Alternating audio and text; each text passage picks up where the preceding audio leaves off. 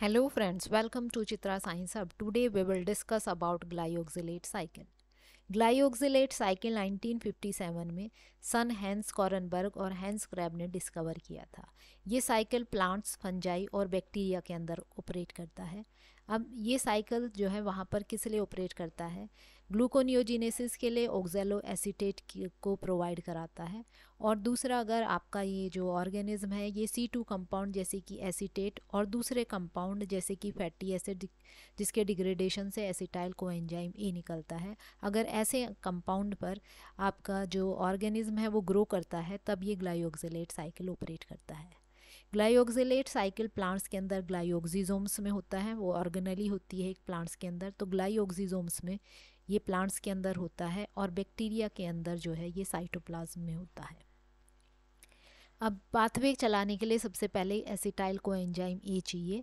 अगर आपका जो स्पीशीज़ है जिसके अंदर ये पाथवे चल रहा है वो फैटी एसिड्स पे ग्रो कर रहा है, तो फैटी एसिड के डिग्रेडेशन से सीधा एसिटाइल कोएंजाइम ए मिल जाता है।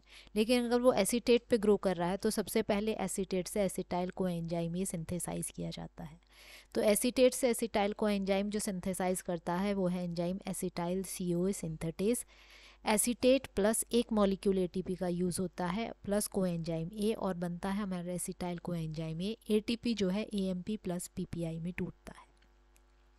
एसिटाइल कोएंजाइम ए बनने के बाद पाथवे आपका स्टार्ट होगा।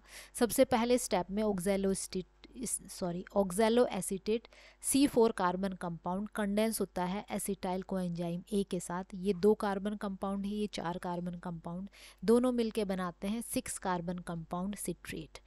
जो एंजाइम है रिएक्शन कैटालाइज करता है वो है सिट्रेट सिंथेट, और को एंजाइम ए जो है वो यहाँ पर रिलीज हो जाता है। उसके बाद सिट्रेट का जो है आइसोमेराइजेशन होता है आइसोसिट्रेट में। आइकोनिटेज एंजाइम ये रिएक्शन कैटालाइज करता है। उसके बाद आइसोसिट्रेट जो है वो 2 कंपाउंड में ब्रेक डाउन होता है with the help of enzyme isocitrate lyase. एक बनता है ग्लाइओक्सिलेट और एक बनता है आपका सक्सीनेट। ग्लाइओक्सिलेट 2 कार्बन कंपाउंड है और सक्सीनेट जो है वो 4 कार्बन कंपाउंड है।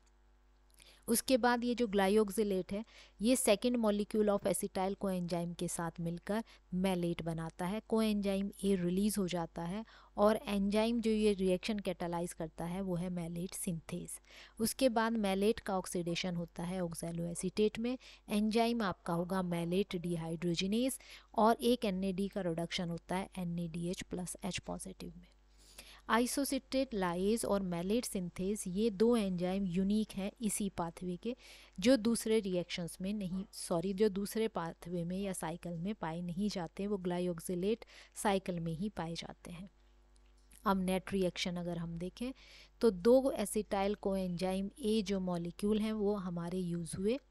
एक NAD पॉजिटिव का रिडक्शन हुआ है, और 2 वाटर के मॉलिक्यूल यहाँ पर देखिए, एक ये रहा और एक ये 2 वाटर के मॉलिक्यूल यहाँ पर यूज़ हुए हैं। बना क्या है, एक सक्सीनेट और 2 कोएंजाइम ए रिलीज हुए हैं, एक NADH यहाँ पर आपका बना है। अब ग्लाइओक्सिलेट साइकिल की सिग्निफिकेंस क्या है? ये उन स्पीशीज़ में काफ़ी इम्पॉर्टेंट है जो कार्बोहाइड्रेट की सिंथेसिस 2 कार्बन सबस्ट्रेट से करते हैं, जैसे कि एसीटेट से या इथेनॉल, और उनसे इन्हें कार्बोहाइड्रेट बनाना है। तो इस पाथवे से हमें ऑक्सैलो एसीटेट मिल जाता है।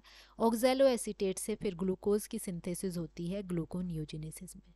तो एसिटाइल कोएंजाइम ए से ये कार्बोहाइड्रेट की सिंथेसिस करते हैं। दूसरा, ये जर्मिनेटिंग प्लांट सीड्स में भी बहुत इंपॉर्टेंट होता है, जहाँ पर ये जो सीड्स हैं वो ग्रो करते हैं उन स्टोर्ड ट्राइएसाइल ग्लिसरॉल्स, ये जो आपके फैट हैं इस पर ये ग्रो करते हैं। ट्राइएसाइल ग्लिसरॉल के ब्रेकडाउन से हमें फैटी एसिड मिलती है, और फैटी एसिड के ब्रेकडाउन से एसिटाइल कोएंजाइम ए मिलता है, और वो एसिटाइल कोएंजाइम ए जो है वो ग्लाइओक्सिलेट पाथवे में हमें ऑक्सैलो एसीटेट प्रोवाइड कराता है, और ऑक्सैलो एसीटेट से फिर हम ग्लूकोज बनाते हैं। This is all about glyoxylate cycle. Thank you.